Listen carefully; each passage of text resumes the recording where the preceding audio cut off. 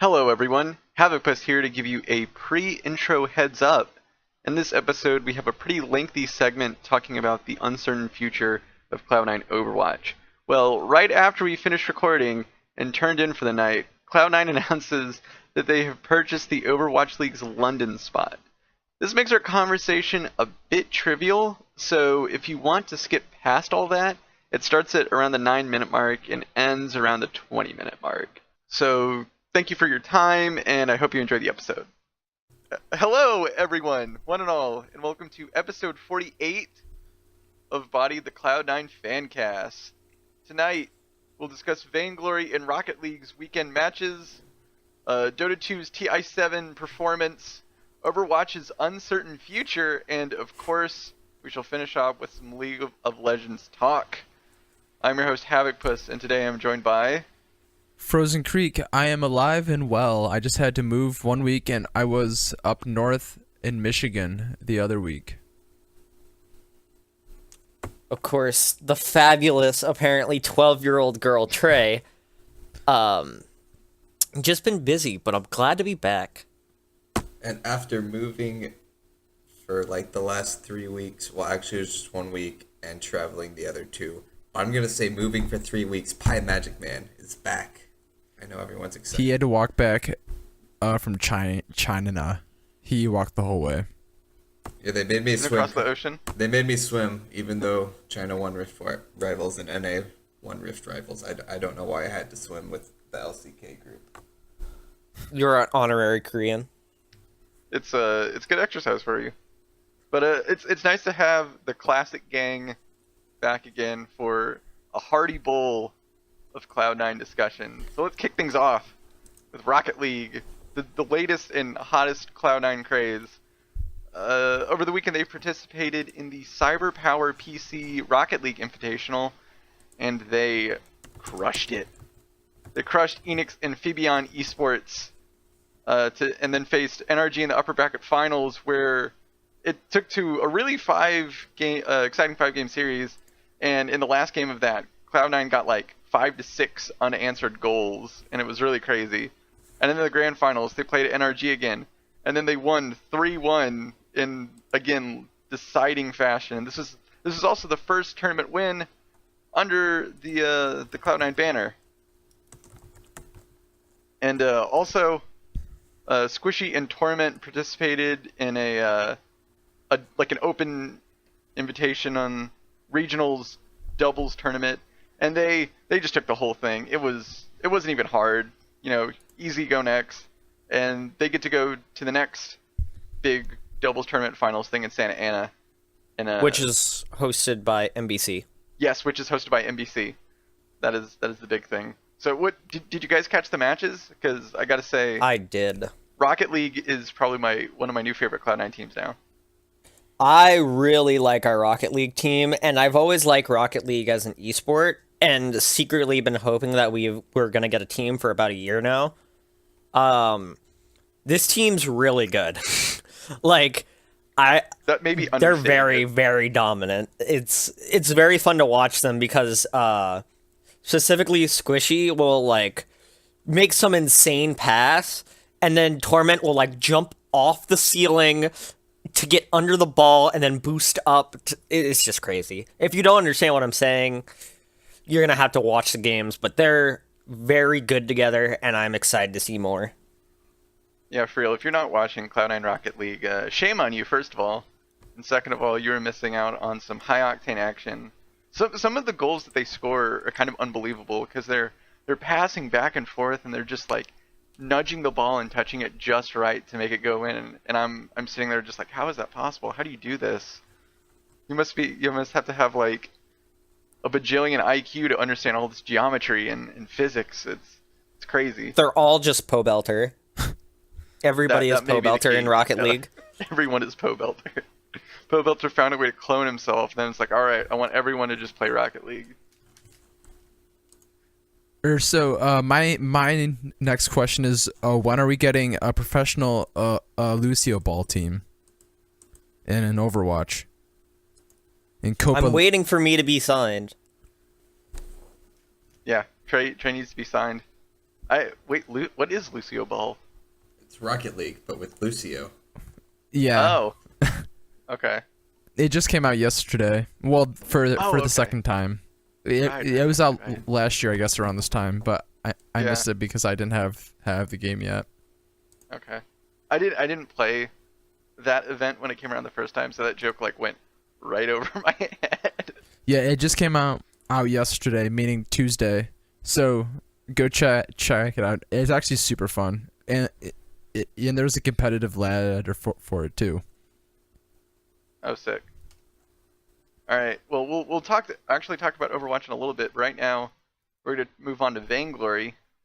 Vainglory continuing to prove that they are one of the best in North America.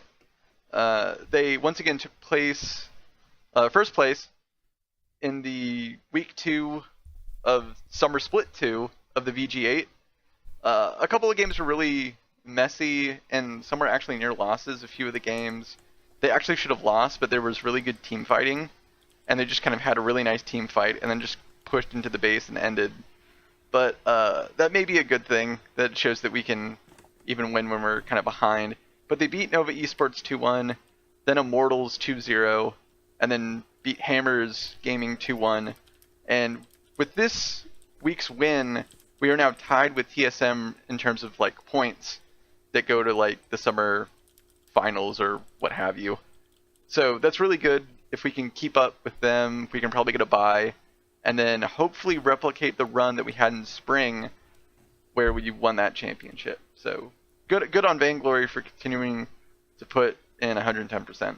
Yeah, I gotta say the Immortal set was pretty crazy. They went from the first game, they came back from just an incredible deficit, just winning team fight after team fight, somehow crawling back and taking it, and then the next game they just completely crushed Immortals. It was like 2 completely different ways to play the game and still get a win, and I have no clue how they did either.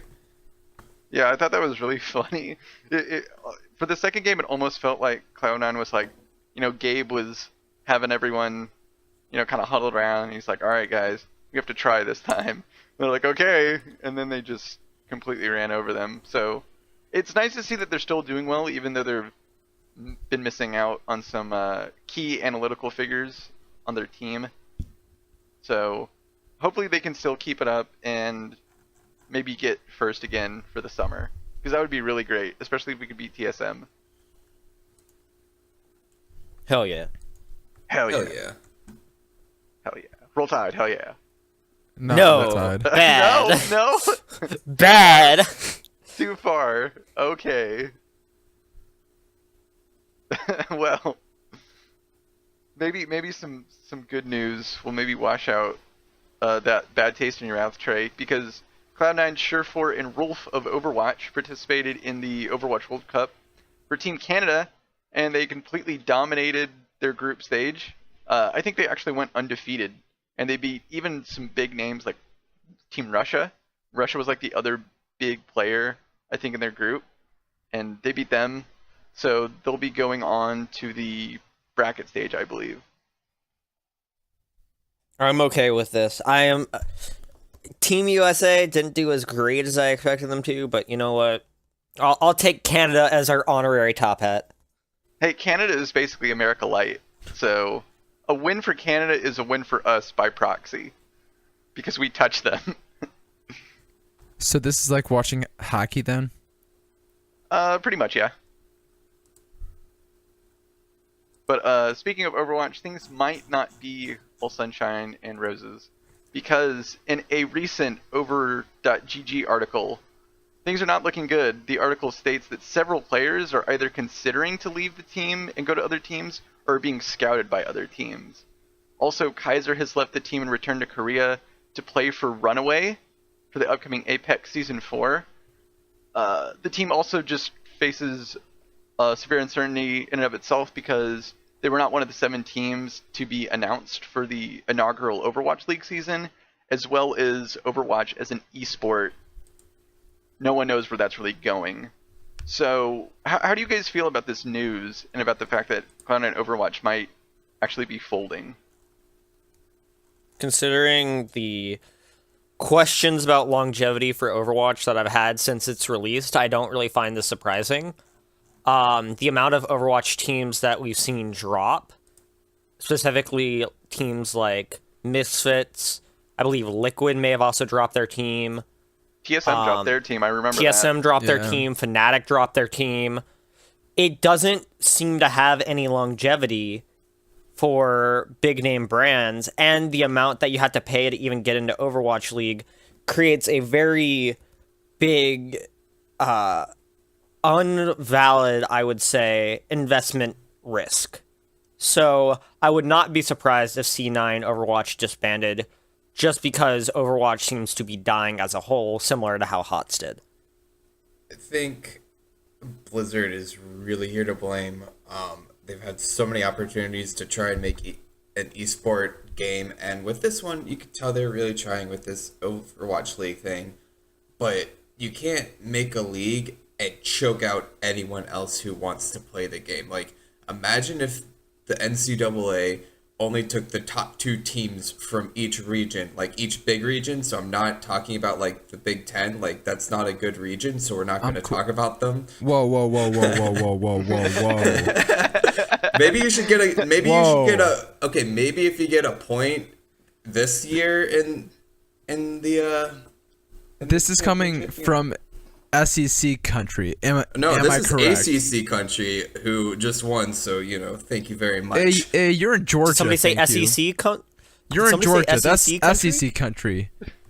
Gig 'em? I'm from Big Ten country. I'm from Georgia Tech, and we hate the SEC. So, but honestly, back onto the point. Like, imagine if they just took the top 2 teams, and then like this is Division 1, and all the other teams just like. You can't be cast on TV. You can't like get money from selling tickets. Like that's basically what they've done. They've taken like 7 teams and been like, you can get money from playing Overwatch and no one else can. Yeah, and I think what's interesting is that Blizzard has made this mistake kind of time and time again. They did it with StarCraft, they did it with World of Warcraft, now they're doing it with Overwatch. And I think maybe their brand is kind of hurt by this, because when they say, hey, we're doing this new game, we're trying to make this new esports scene out of it, I think that also maybe scares away investors just initially because of just a proven track record of them having the incompetence to try and run an esports scene effectively and have it flourish and get all this extra money in. Plus there's also maybe the fear that, teams will just be like, well, South Korea is just going to win anyway, so why even try?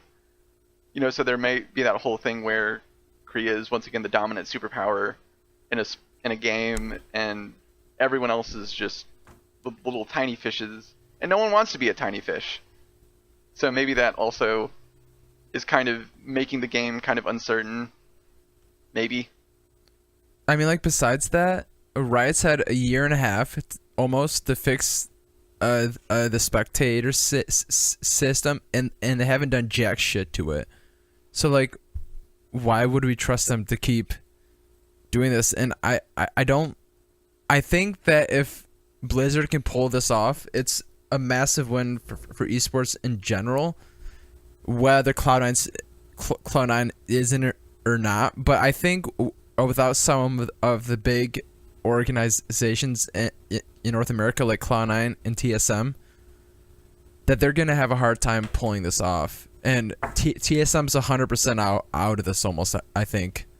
And Cloud9 is, I think as each day goes by, that they're dropping down slowly.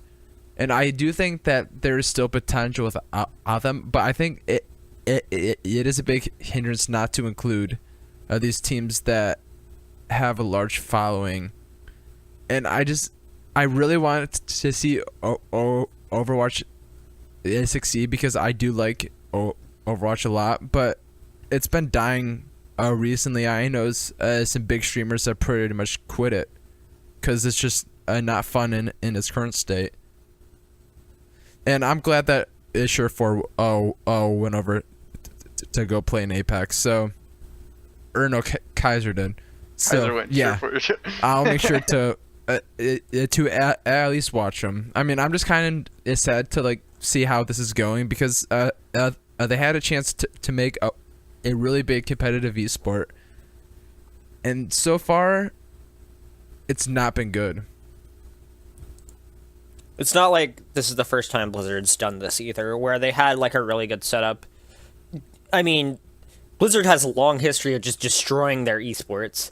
They fucked over StarCraft, both 1 and 2 in Korea, even though they still had big scenes, and just made it very hard. Hearthstone, they've been okay with, but Hearthstone's been mainly on their own. WoW, just bad patches made it unviable to, like, play competitively, and it's very hard to, like, be big about it. Overwatch looked very...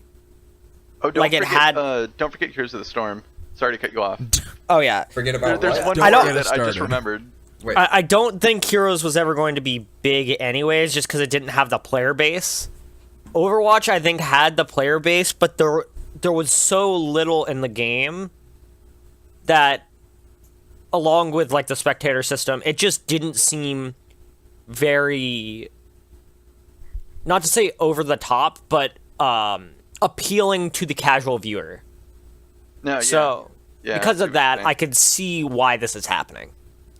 Yeah, especially because they only have like a few set heroes for each role, and we just see those heroes. It's like, oh, they're running Diva and Tracer again. This is exciting. Yeah, dive comp versus dive comp every single game, pretty much. Yeah, I think one of the appeals for stuff like League is that, or like Dota, is that they have such a massive roster of champions that, you know, we get to see a little bit of diversity. Well, a little less so for League, because League it's sort of a, I guess like a starter pack or whatever, where like every few months you swap out a few champions for different ones, and then like, all right, well these are strong again, so you move them back to the front. But It would be like if League only had a single meta, and it was only those champions, and the other champions didn't exist, where it's like, okay, well, you're either playing Garen top or Darius top. Which one do you want to play? Or yeah, oh yeah, that would it's be like so boring. a one meta, and it's a lane swap meta too. I liked lane swap meta. Don't you talk about I'm just lane saying swap. I that- never liked it. I think it was fine because it allowed for strategic ideas. I think you it mean like needed running the some- same thing every time? Like, that's Yeah. really strategic, just going 3 It versus needed 0. really some like variation. Farm. No, I really like you could- side lane farming for 20 minutes. Okay, wait. I can defend this in another video, but I don't want to waste too much time. Yeah, that's fine. We gotta keep it moving. We got a bunch of other stuff. To I'm talk just about. saying that like, if there's no variation to it, then it gets redundant kind of and boring, and that's kind of what Overwatch has been doing. And I just want to say that Riot has done a very good job of keeping League fresh without breaking it too much. Besides that, the new champion. With Darius. The new champion looks. Dude, super fuck bright. that guy. Dude, I can buy Looks adorable. anywhere. Oh, and He can buy anywhere, Havoc. I meant Kane. But yeah, I'm super stoked for that guy because he looks like my kind of guy, honestly. Alright, can I say one quick thing? And by No. one quick thing, before we go to League, I mean, I'm going to say something that we'll probably go into another discussion about, but I just want to say specifically about Cloud9 Overwatch. Honestly, it kind of felt like Apex was kind of where it started going down just because of the inconsistent schedule of the season. That viewership kind of went down. They weren't able to stream as much, so the popularity kind of dropped. And then what really hurt was having to lose Mendo and Rolf because they weren't able to play in the US. And then the whole trying out the Koreans thing just didn't seem to ever quite hit right. Like, and I think that's kind of where Cloud9 personally just started to unfortunately decline. Yes, I actually also agree. I think I do find it admirable that we are trying to like do an international roster. How we've had approaches for other teams where we get Koreans, we get other people. But yeah, like when we had like Zephyr and Selly, it looked really good. But Zephyr, he would have his moments, but then he wouldn't, and he would just die a lot. And Kaiser, he looked a little bit more stable, but I think we still had issues. But maybe this can all be done in another video as well. We do have to get going, but I will agree. Anyway, let's talk about Dota 2 just for a little bit. We kind of rambled on that Overwatch thing, but it was a very important discussion topic that I think we did need to talk about. So, Dota 2 did play at TI7. They had a pretty rough time. Their group contains some pretty top tier talent, like Virtus Pro, LGD, Forever Young, OG, Newbie, Invictus Gaming. So a lot of really rough talent. Ultimately, they went 6-10, and were able to pull out a few 1-1s and a couple 2-0s and get them to the lower bracket stage. They played in a best of 1 against Team Empire, but they sadly lost it. So, what were you guys? So I have two questions. One, what was your impression of the Cloud9 Dota 2 team, as well as how long do you think we can hold on to this Dota 2 roster this time? I'm gonna start off by saying that they've lasted longer than Donald Trump, communications director. What was his name? Scaramucci. Anthony Scaramucci. Rest in peace, the mooch. That they've lasted longer than he did inside the White House, and now it's you guys on Dota. I'm done. All right. If anyone has any thoughts about their games other than Clown Fiesta, then I don't know which games you were watching. Like the games they won, they would be solidly in control and then completely lose control and then miraculous hold and then completely lose control and then miraculous hold and then somehow win. And they started with 1 win and somehow ended with 6, going 4-0 the last day. Their run through the elimination stage was already baffling to me. And we looked like we had a chance to pull some upsets, but everything was a Clown Fiesta, so I don't think anyone would be able to predict what Cloud9 would be able to do. Yeah, it was actually really frustrating to watch because we would have a really good start, get a bunch of really early kills, and maybe get some towers early and be like, okay, we're looking really good. We got a dominant control of the map, and then 4 people would just die randomly and for no reason. And then, oh, the enemy's pushing into the base. Oh, they're taking barracks. Oh god. Oh god.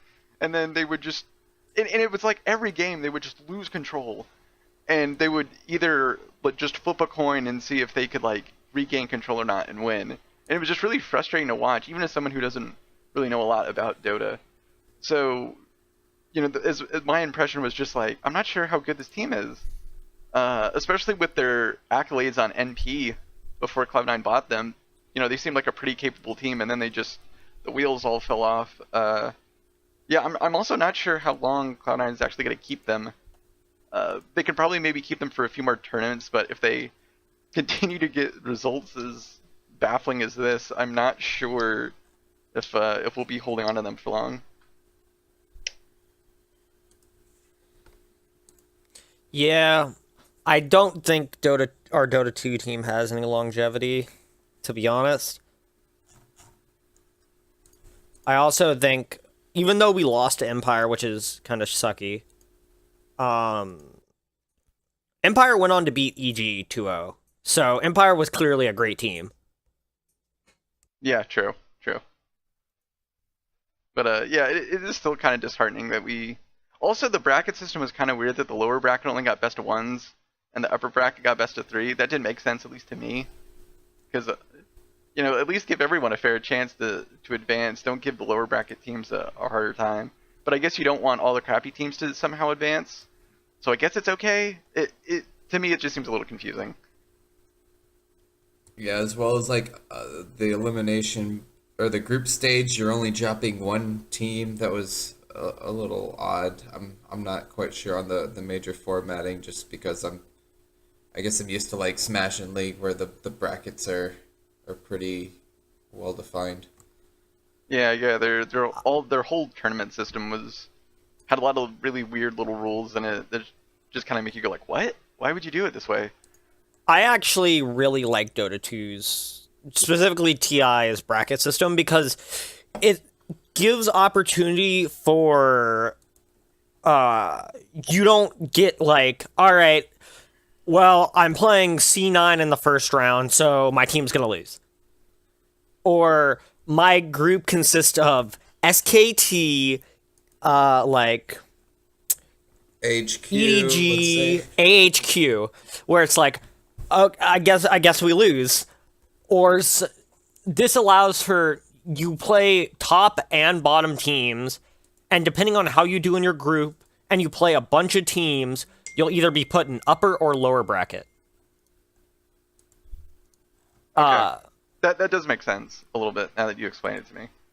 And that doesn't seem that bad to me, and that especially allows for teams not to get screwed over just because they had a really strong bracket. Because even if you have a really strong bracket, that's half the teams. So if you have the top half of the teams, if you're not top half of the teams, you shouldn't deserve to make it out of the bracket anyways. Yeah, very true. Alright, that does make sense. Does anyone have any final Dota 2 thoughts? We're kind of running behind, and I want to make sure we hit the important issues that are remaining. Alright, once again, a final thought from Fight Magic Man. I just want to remind us that our last team, Danish Bears, joined Cloud9, played a few tournaments, and then all but one member left, and then became Danish Bears again. So maybe they'll do that again. I guess I'm not quite sure what scope Cloud9 has in actually handling the Dota 2 affairs, or if it's beneficial for them other than having that big name attached to them, and that's probably going to factor into the longevity. Yeah. Frozen, you want to say something? Yes. So in like 345 days, we'll be seeing a Cloud9 Dota team again. Then is that kind of what you're saying? We just wanted the free money. I mean, there was a 2-year break between the last Dota 2 team we had at the International, but the way we've had so many different teams and none of them seem to have stuck around for too long. I'm not sure if that's just their success and they want to split up, but we've been through a lot of Dota 2 teams. It's almost like a curse.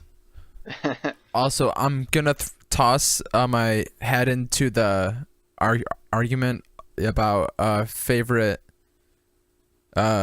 group stage kind of bracket things. After watching CS:GO, I really like that Swedish format thing. I thought that was pretty cool. The Swiss system. Swiss, that's what it was.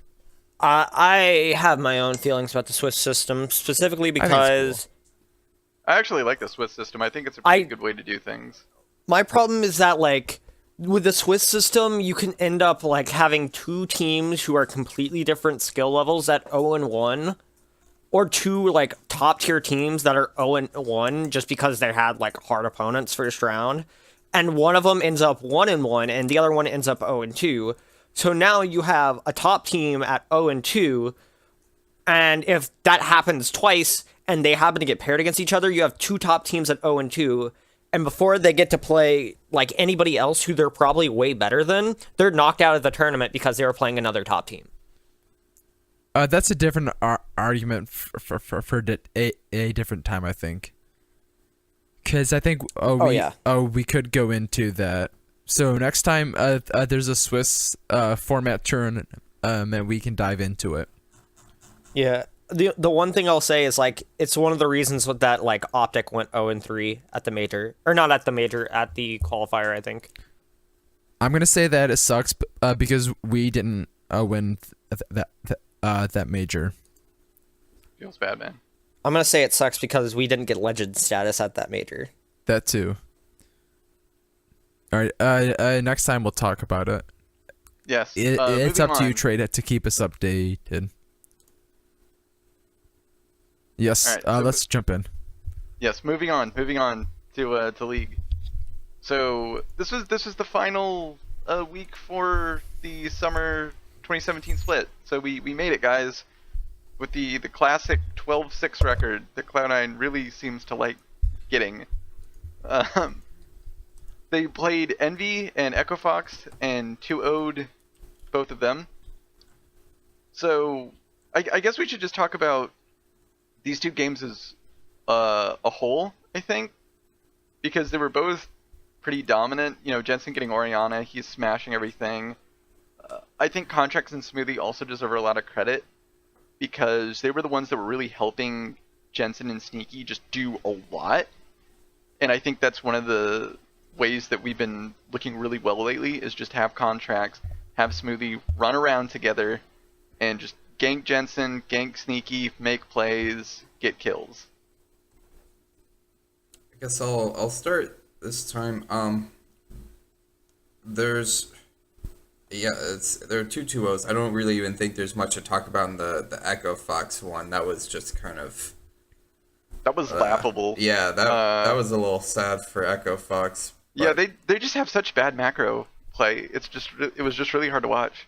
Echo Fox just has bad. That's all you have to say. I will. One argument I was making with someone is that Jensen's reliance on Orianna. One, I'm personally not too happy with it. I know he's great at Orianna. I know he can smash at Orianna, but especially in the Echo Fox series, like, what have we got to lose in Game 2 if we tried something a little different? I mean, not, huge G's give away what we're going to do different, but something still meta that Cloud9 should be able to play, rather than just defaulting to the Orianna. And the second point is the Lucian counterpick. No matter what you want to say about Echo Fox, no matter how much I actually dislike Froggen, he is still a very good laner. You could see him bully out Jensen's Orianna with that counterpick. And the biggest thing is that, yes, Jensen didn't win lane, but he didn't get run over. He didn't let the Lucian just take off and take over the game. And I wonder if he'll be able to still do that if Bjergsen picks a Lucian, or if, I guess, we're going to play Dignitas, or so if Keen can pick the Lucian, if he'll be able to have that same amount of safety in lane. Yeah, I also think with the new patch coming up, we're going to see Jensen go on a couple new champs. I really think that we pick the Orianna not only as a safe pick, but as a pick that's just we aren't going to show you anything new. We're saving that for playoffs. So I kind of see that as a strategy. And I might be wrong, but the thing is the games didn't matter because we were already locked into 4th place.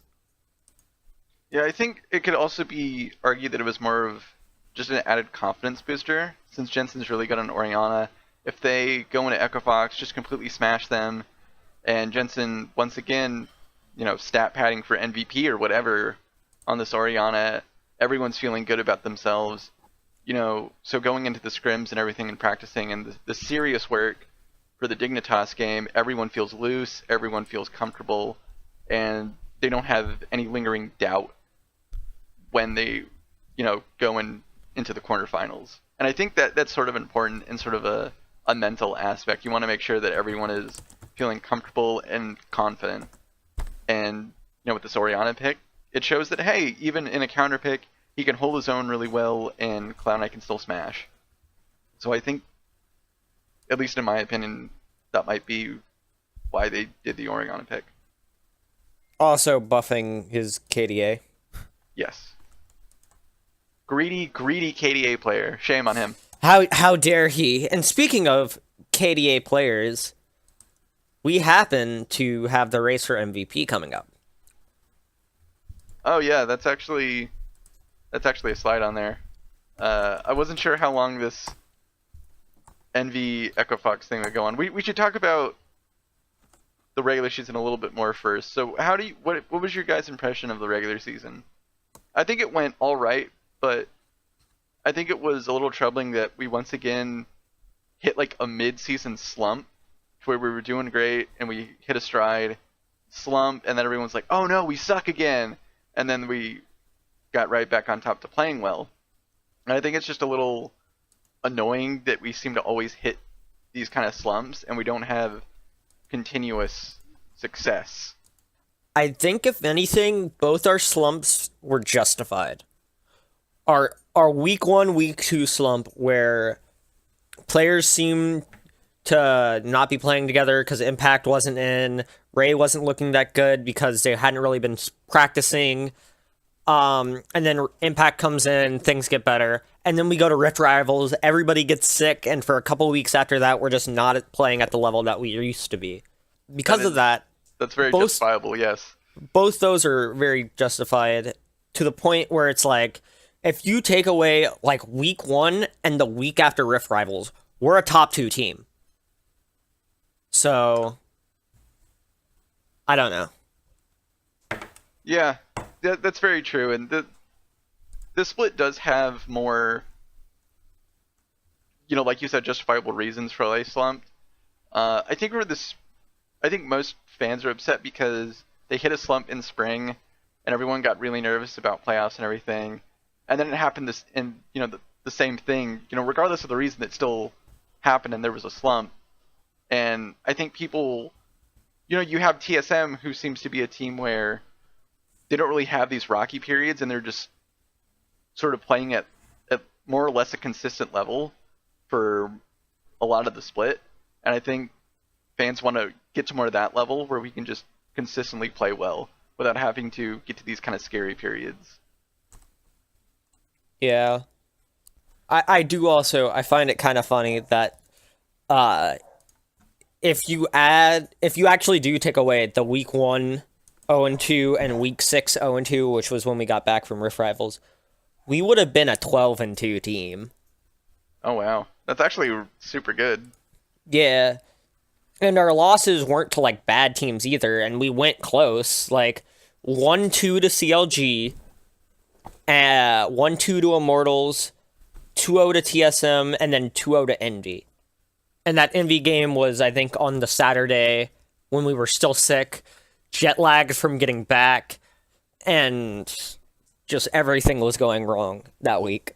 I think we can Johns that Envy game, seeing as how we just smashed them this weekend. Like coming back from... We could Johns most of the losses, though. I don't think... like, Cloud9, this split has been, like, on the verge of getting back to greatness because, like you said, Envy was the only loss to teams outside of the top 3 that we had. And every top 3 team we lost to, we won at least a game against them in a series. Like, we lost both games to CLG, but we went 2-4. We lost both games to Immortals, but we went 2-4. TSM, we got 0-2'd once, but then we won the second series. So... yeah, it's like we're just right under where we all want Cloud9 to be, and that's a little frustrating. I don't think we necessarily slumped super hard since, like you said, we were still winning like all these matches, but it's just so frustrating to be so close. Yeah, it also didn't help where our strength of schedule was. I want to go ahead. I don't want to call this season a failure because we ended on a high note, but I think we had a bad regular season compared to what our expectations were and what they definitely should have been coming into the split. Coming into the split, our roster was unchanged, our coaching staff was basically unchanged, and we still came out of it finishing 4th. Sure, like 1 week coming off playing poorly is acceptable, but like once you look at like good teams across like the world, like TSM, Golden State Warriors, Manchester United in their prime, like 2007 through 2000 or like 2004 like through 2009, even if they had a bad week, they would still normally come out and win, and that's not something that we saw this team do. The week after Rift Rivals I can write off, but I don't think that we should have performed as poorly as we did throughout the whole split. There were weeks and weeks where we were saying like, what the hell is this team doing? Like, they look worse than they did last split, and I don't think that that's acceptable coming into a place where we need a good finish and we need a good playoff spot so we can get an auto qualification to Worlds. Like we're still in like a driving seat, and if we beat Dig, then we still do get a favorable draw. But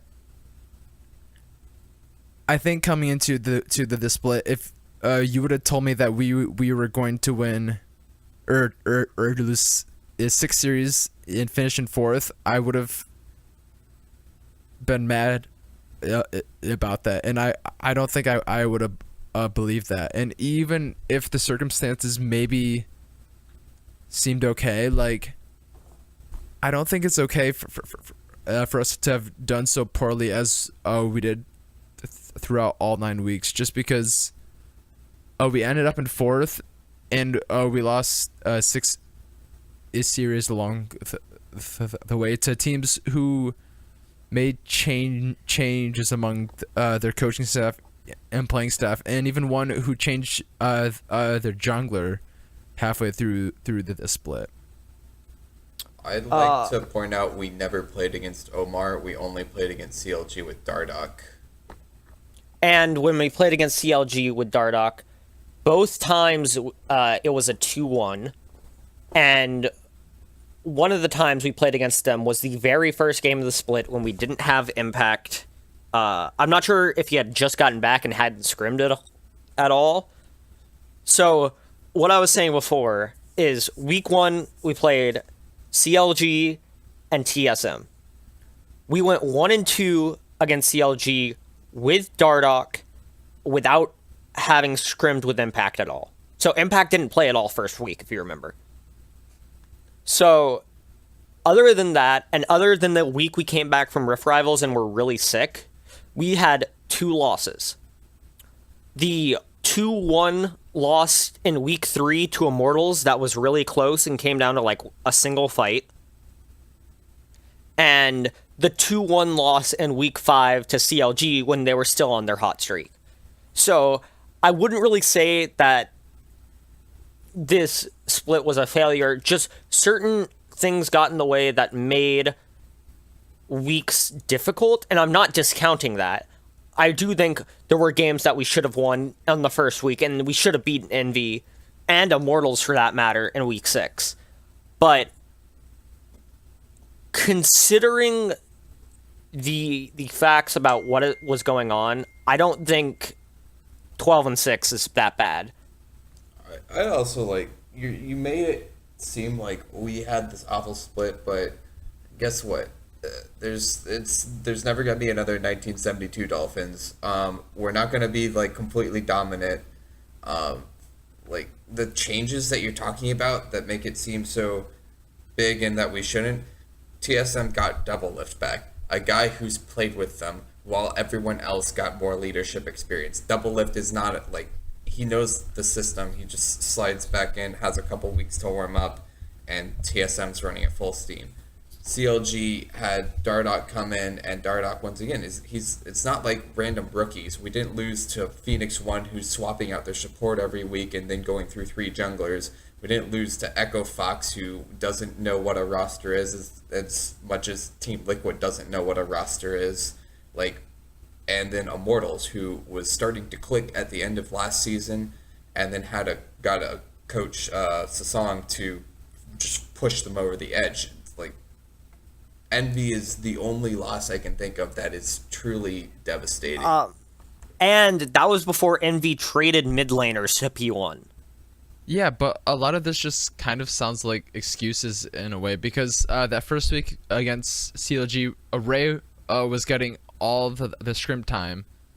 Plus, he was part of the C9 team that lost by a hair of a second to TSM in the finals last split. Yeah, but I don't mean to cut you off. No, but, you're fine. Go on. They even said practicing without Impact made them lose a lot of focus, and Impact is very good at helping Ray, and Ray helps Impact, and they help discuss new playstyles, and they weren't able to do that. So Ray lost a good aspect of his game because he didn't have any like sense of, hey, I think this is good. Do you think this is good? Have you played against this? He didn't have that impact to base that off of.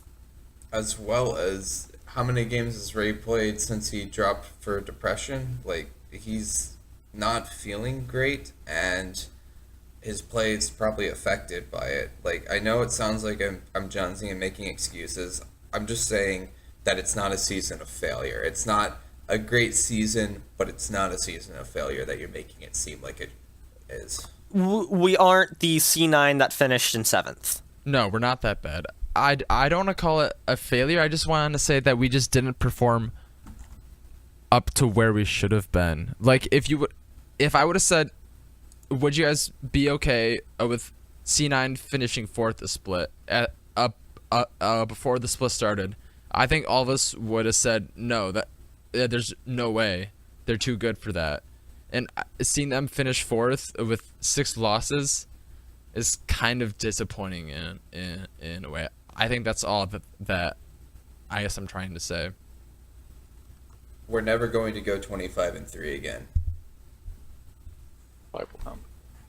That's true, but if we would have showed up against CLG and Envy, we would have been tied for 1st. All right. Very rousing discussion, but I think we need to move it along a little bit. We are crunched for time here, but very, very interesting point. Let us know in the comments or whatever what you think about this. Very interesting back and forth about how good or bad this split was. So the final big discussion that I kind of want to talk about is the race for MVP.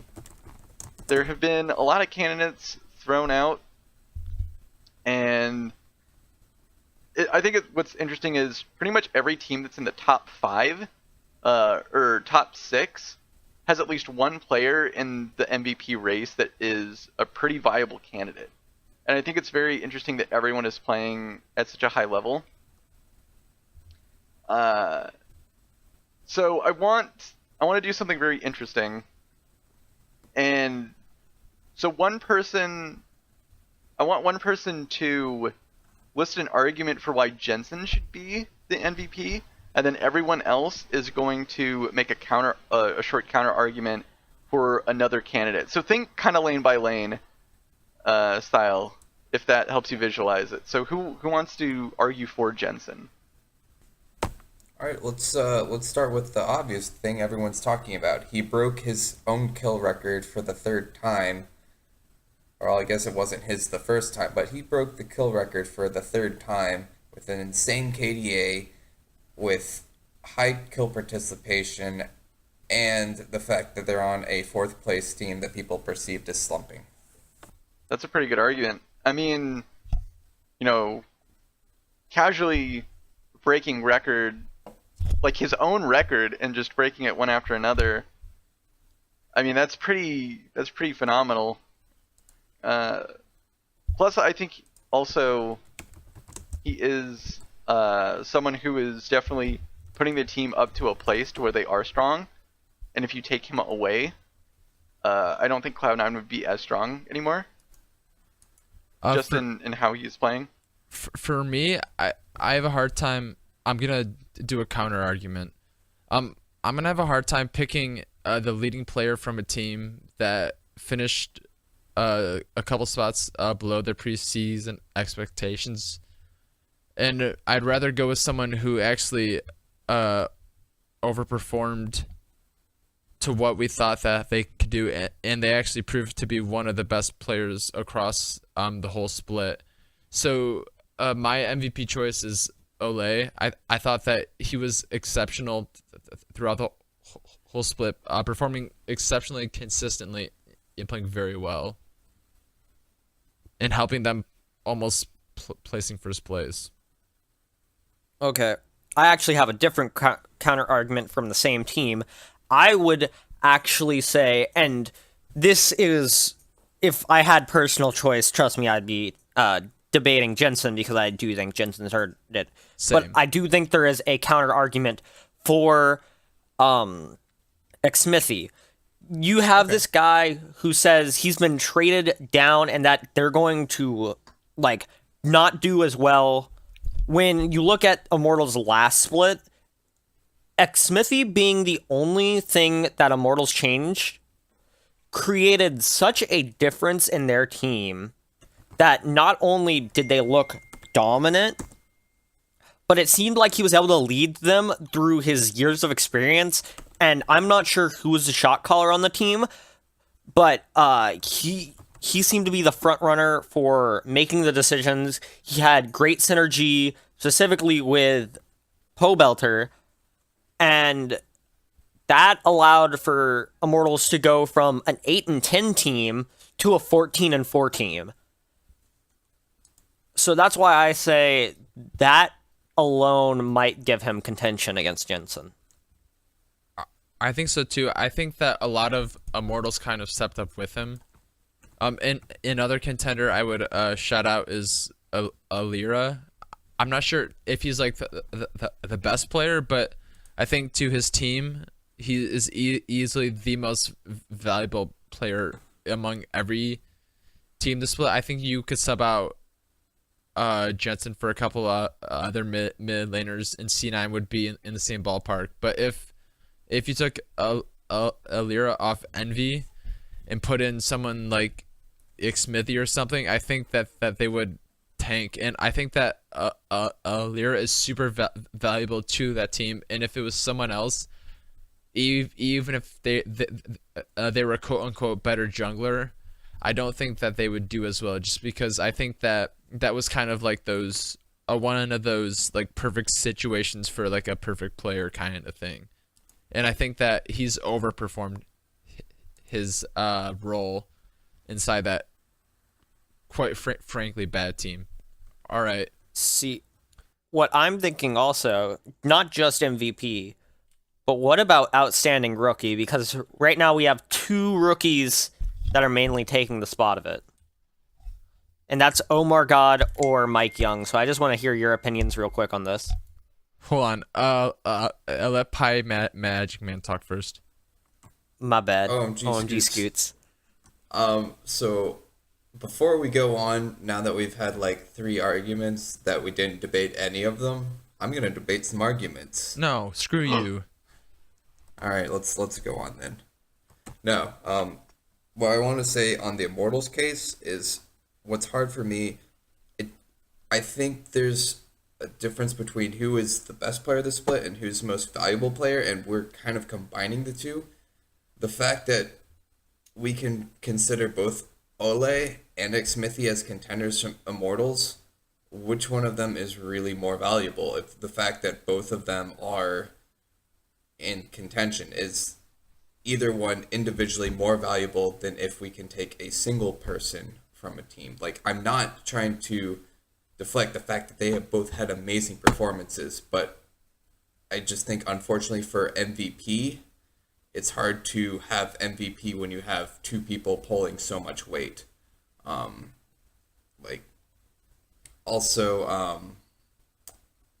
Lyra, I think no, he has not performed as well this split as he did last split, and that's mostly because the meta has shifted away from that carry style where he could just run over everyone.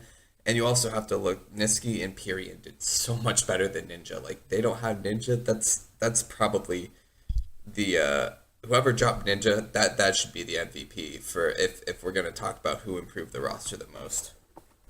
Yeah, I was actually about to chime in and mention Niski, because if you look at it from a carrying perspective, you know, Seraph is pretty bad. I don't want to talk about Seraph because he's not that good. Fucking NA solo queue, dude. Exactly, fucking NA solo queue. Blame all your problems on that. Forget the fact that you're an awful top laner. You know, you look at the bottom lane, you know, Apollo was good, but if you look at sort of playmaking and where the, you know, success is coming from Envy, I think it's Niski, because Niski seems to be gelling really well with Lyra. I think Lyra's visiting his lane a lot, and they're putting resources into Niski. Niski's helping out the other lanes. Niski's doing a lot for the team that I think Ninja never did. and I think that Niski is doing a lot of what I think other really top mid laners are doing, and he's doing it really well for a team that hasn't really placed, that highly. So I would definitely think Niski is also a candidate. And he didn't even play Pantheon mid. That's also a thing that maybe helped him a lot. Yeah, and I think it comes down to a philosophical conversation of, is it like the most valuable player for that team, or is it like the best player throughout the split? And I think that there's a argument both ways, and I think it's going to come down to, there's probably like 4 or 5 finalists between like Bjergsen, Jensen, maybe Stixay, Xmithy, Ole, Lyra, among others, who are going to get votes for this MVP award. And I think it's going to be interesting to see who takes votes from someone else and who ends up pulling out of it just based on the on the gauntlet of MVP voting. Or Huhi. Sorry, I forgot about him since I played him so hard a year ago. Yeah, Huhi is also. I think he's improved really by leaps now. and bounds since where he came from, where everyone was making fun of how garbage he was. He's now looking like really strong and can actually contend with a lot of other mid laners. Yes, since I went off on him, I think the CLG guy was here when I did that, but ever since then, he's been really fucking good, and I don't like it. Yeah, I think we can't sleep on Huhi anymore. No, that was he got good. 8 weeks ago we didn't sleep on him. Though I don't think anyone from CLG really has a shot, though. I think that in mid lane is too loaded. Yeah, there's a lot of candidates, like we all said. It'll really be interesting to see who gets picked. I think there's definitely that question of valuable player on the team versus best in the league. A lot of other factors, popularity. Dardoch. Oh, pie. Dude. If that happens, that would be hilarious. No, it wouldn't happen because Dardoch. Everybody keeps saying Dardoch doesn't have a negative attitude, when it's pretty clear he has a negative attitude and can't work out a team because he can't take other people. I would say the MVP is probably paid by Steve. That's the MVP. Exactly. The fact that he can keep Team Liquid afloat no matter how much of a dumpster fire. No. No, I was gonna say paid by Steve before Pi. Don't you even dare. He had it in his brain before Pi. I mean, this whole podcast is just paid by Steve. I fucking wish. Oh man. Oh wait, you guys don't get the paychecks? What do you mean? I'm starting as ADC in spring. There's paychecks? Yeah, we're paid by Steve. Come on. No one told me this. Oh shit. Well, I'm keeping the money for myself. You betray me. All right. Well, that was a rousing discussion, but I think we should close out. But before we do, I actually have a very surprising, exciting announcement that I think everyone will want to hear. So if you've managed to stay through this far, this will be very beneficial to you. So our 50th episode is going to be coming up in a couple of weeks, and to commemorate that event, I want to give away a League of Legends skin to a lucky fan. And the instructions are pretty simple. I think you can only be an NA. I'm not sure how. I'll make an account if someone is EU. Yeah, specifically Emma, who tweets at us often. Hello, Emma. Anyway, Emma. Yeah. So just follow us on Twitter at C9Bodied. Tweet at us up to 3 maximum tweets on why you love Cloud9. You also get bonus points from us if you include why you listen to our show. And one lucky winner will be allowed to get a League of Legends skin of their choice as long as it is 1350 or lower. Paid for I don't by want to break Havok. Yes, paid for by Havok. I'll also get in on this. So there's 2 winners now. Okay. Thank you, Frozen. So yeah, 2 winners now. Now you get double the chances. So you heard it here first, folks. If you want to win a League of Legends skin, if you want to get shouted out on the show and be a big fan, tweet at us, and you may win. Winners will be announced on episode 50, so make sure to listen in.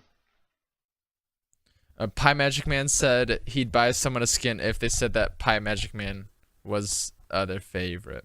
Well, you just ruined that one for everyone. It was What? a Yeah, secret bro, prize, secret Frozen. prize. No, So- now he has to do something else. If Yeah, now I have to change it up. Congratulations. listen- you ruined the secret prize. if you listen to this episode for over an hour, that's the least you deserve at this point, I think. Well, I may. I don't have the money to chip in right now, but I You don't think I'm have gonna to try. chip in if you don't But want I to. want to chip in. Okay, That's the you want to chip struggle. Look, at 12-year-old girls don't have a reliable source of income. Trey said up, he'll Pie. send nudes. No. Whoa, No. that's illegal, No. Frozen. Yeah, you'll get like. Bad what do you mean? Frozen. That's like a free 8-year vacation. To the best prison they have. Well, all right. So yeah, just tweet at us. We'll you may win a skin from us and a shout out. So keep a lookout for that. But I think that's gonna do it for us this week. We ran very long. No, it's a good Do you thing. guys want to do moment of the week? Do you guys have a moment of the week? Mine's Rocket League. Mine is my sister crashing the truck that I was supposed to get. Mine is also Trey's sister. Yeah, Trey's sister's pretty cool. Especially the way Alright, she wrecks his car. Hell yeah. Feels bad, man. Poor Trey. Hell fucking yeah. Alright, Havoc, Like 6 you years away from go. driving. Okay, whatever. All right. Havoc, you go. Since you have a legitimate one. It's just Rocket League playing monstrously well. I can't embellish it too much. It's just Cloud9 Rocket League as a whole is my moment of the week. They give me life when nothing else does. I would recommend you go check out the AMA they did on r/c9. Yeah, it's pretty good. They answered one of my questions. I felt pretty vindicated. I'm gonna go flame you. Also, my prediction for the week is that we're gonna go undefeated. Bold prediction, I know. Because they don't play anyone this week. Shh. All right. Well, thank you everyone for listening to the 48th episode of Body the Cloud9 Fancast. Feel free to tweet questions and feedback to @C9Bodied or email us at bodiedfancast@gmail.com. Questions might be answered on the next podcast. Tweet at us for that League of Legends skin. We'll be giving a few away. Thanks for listening, and we'll see you next time. Bye-bye. Goodbye. Bye. Goodbye. Bye. Fuck the SEC.